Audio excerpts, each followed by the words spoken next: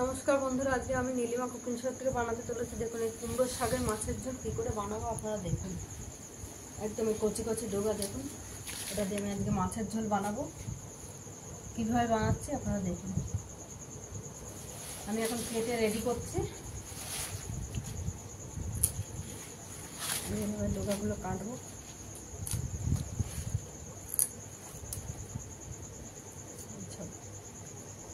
Data আমি কেটে এইভাবে সব ছাড়িয়ে নেব, সব ডাটাটা।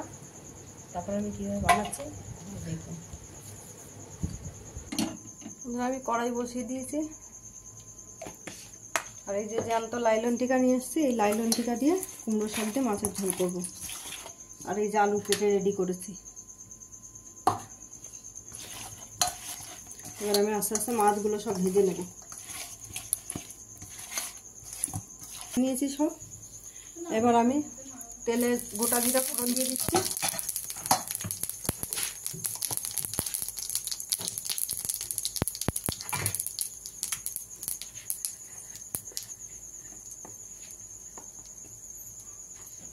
এবার দিয়ে দিলাম আমি আলুগুলো একটু কষে দিয়ে নুন হলুদ,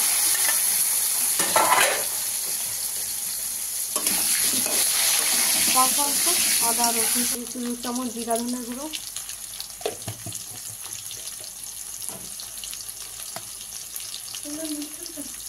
দিয়ে দিচ্ছি পরিমাণ মতন হলুদ গুঁড়ো, দিয়ে দিচ্ছি পরিমাণ মতন নুন।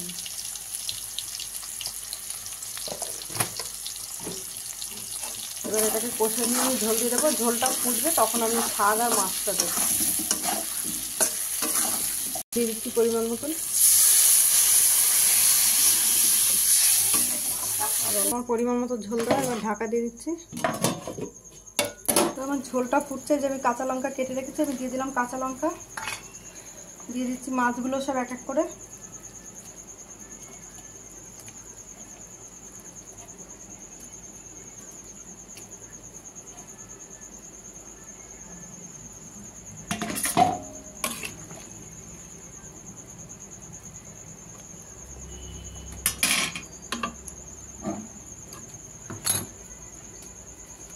এবার আমি দিয়ে দেবো আস্তে আস্তে শাকগুলো সব।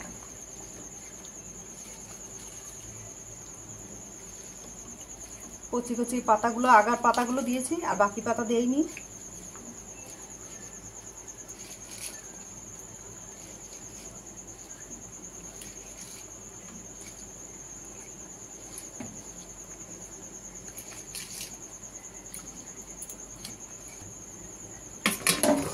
এবার আমি দিয়ে দিলাম ঢাকা।